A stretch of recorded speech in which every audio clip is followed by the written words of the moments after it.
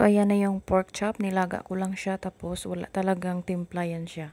Nilaga lang talaga ng 30 minutes. Tapos, tinanggal ko na at lalagyan na ng barbecue sauce. So, hinilera ko lang yan siya sa 9x30 na pan. Tapos, lagyan lang siya ng sauce. O, diba? Ang ganda niya tingnan. Parang niluto lang din siya sa, sa grill. Pero, sa oven lang talaga, guys. Kasi, ang lamig sa labas pag nagluto sa labas. So, ayan, ilagay natin yung second layer natin. Tapos, lagyan lang ng barbecue sauce. So, yung barbecue pala na nilagay ko dyan, guys, is Stubbs yung pangalan niya.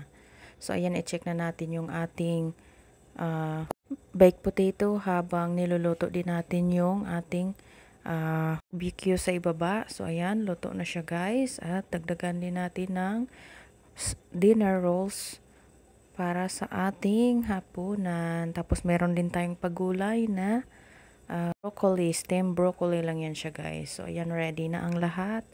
It's time to eat na.